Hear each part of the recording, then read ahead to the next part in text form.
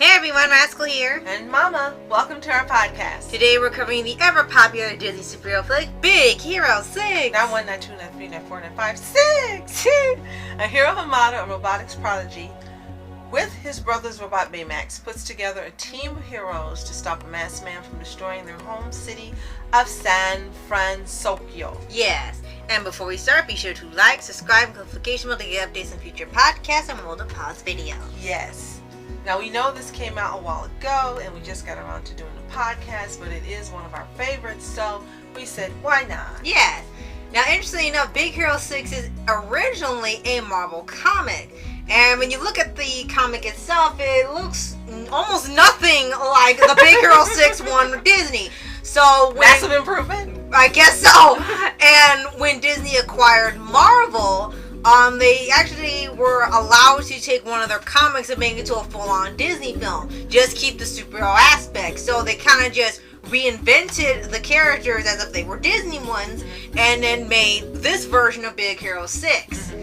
And you can tell, like, with the namesakes are the same, but the designs and everything, they all look different. They don't look anything like manga characters or Marvel characters. They just make them look like Disney characters. So that was one change that they did. It was actually interesting to know that this is a comic, but it was a Marvel comic. Now it's a Disney movie, so a Disney Marvel. It's technically a Marvel movie. Well, this is one adaptation I see Disney did a great job on. Changing. Sometimes you don't like the changes they do, but I would say in this time, I think they did a great job, because unless you knew this fact, you would think this was just the original concept and the original movie, right? And you would have thought that, hey, it's another Stan Lee, baby. Right. And for here, you get attached to the characters pretty fast, especially after like maybe the first 10 or 15 minutes. You're introduced to Hiro and his brother and the friends, like almost all at once. And it doesn't feel like it's just throwing them at you. They just kind of like slowly reveal who you know is going to be the superhero team later. And with certain events that happen in the first 10 or 15 minutes kind of affect the entire movie from that time forward. And for a lot of people, it was unfortunately not in a good way because of how you get everyone attached to what was the scenario. And with that, you kind of think, well, what if it had stayed like this? What if the incidents that happened didn't happen and it just stayed like that the whole time? It would have been a whole nother movie. Right. You like the relationship between Hiro and his brother. Yes, immediately. And you also like the aunt. And yeah, it was a nice, right. But you like the relationship, and you see that it was genuine, and they got along. And the voice actors is Ryan Potter, who did Hiro. Yeah. And Daniel Hennessy played his brother. And they really, absolutely, positively just made it seem genuine. It flowed easily, and as you said, you got attached to the two main characters quickly. And then you have it's not an event. You have his brother being killed. Yes, and for a lot of people, it really did impact the movie because it kind of ruined some of the enjoyment. Right. From the trailer, I mean, you really didn't know, from the early trailers, you didn't know what happened. You just thought, oh, is he been gone before the movie happened? They kind of tell you straight up that the parents are gone. Right. You don't know what happened. They're just gone. Right. Then the brother's gone, and it's like, okay, what the heck happened? And then we don't know if this is part of the Marvel Comics already, and they just reinvented it, or they just add that in there. Disney-fied, right. And with that, like, people really loved Tadashi. He was on screen for 10 minutes, and people loved him instantly.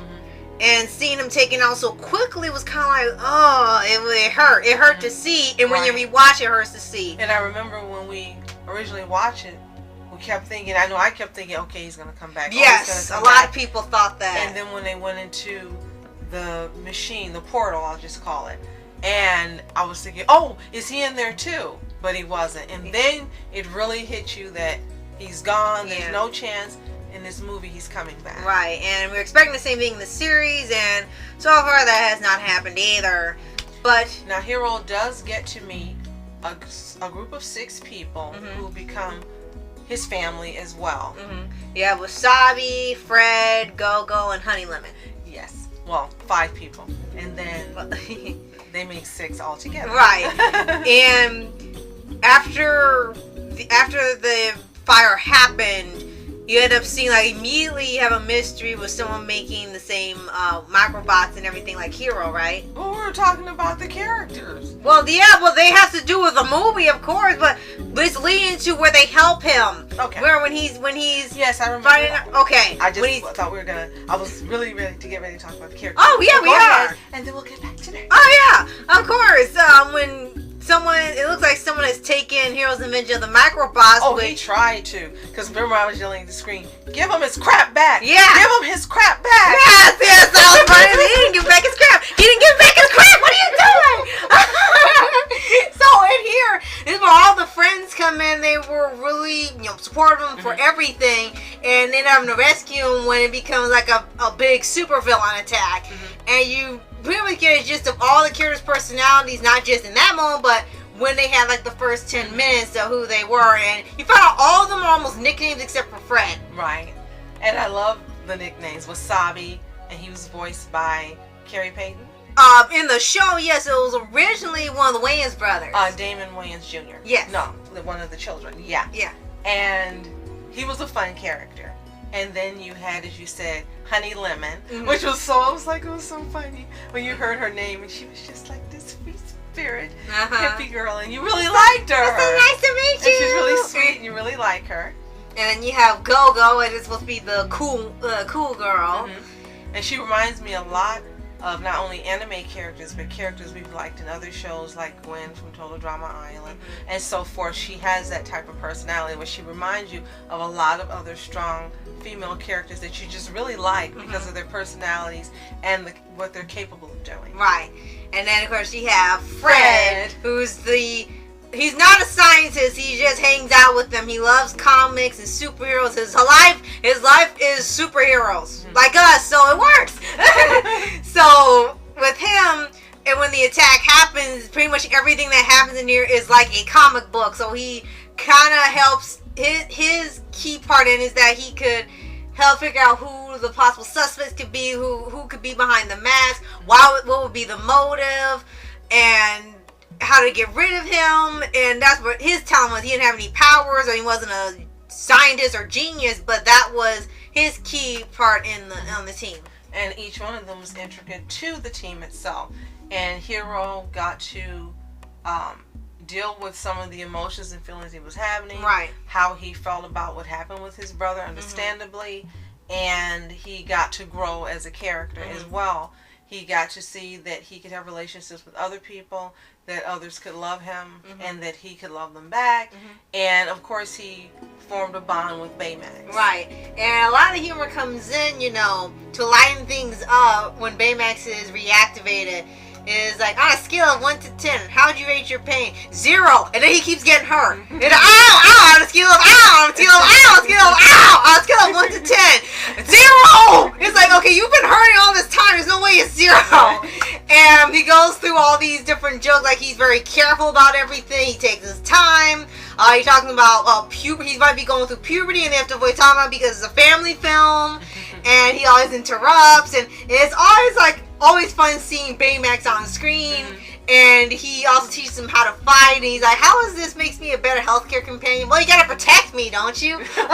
And then he builds, of course, the suit for him, right, to envelop all of the Baymax. Yes. So it's fun at the same time. It's a drama and action, and as we mentioned, it did have the sadness to it, the melancholy to it, that you wish wasn't part of the movie. And you're right, it would have made a totally different movie, but I guess that's not what they were going for. And the animation, of course, is beautiful. It's absolutely beautifully animated. Yes. Fluid and gorgeous and bright, and just a wide range of colors and tones and depths. It's beautiful. It's one of the most beautiful animated movies Disney's ever put out. Yes, and we know that there will not be a sequel to the movie, but of course we have the Big Hero 6, the series. And as of recording this, it has 3 seasons going. And the quality of it has, for me, have you seen it, Mama? The Big Hero 6 series? I've seen one episode. Remember, just one episode. Okay.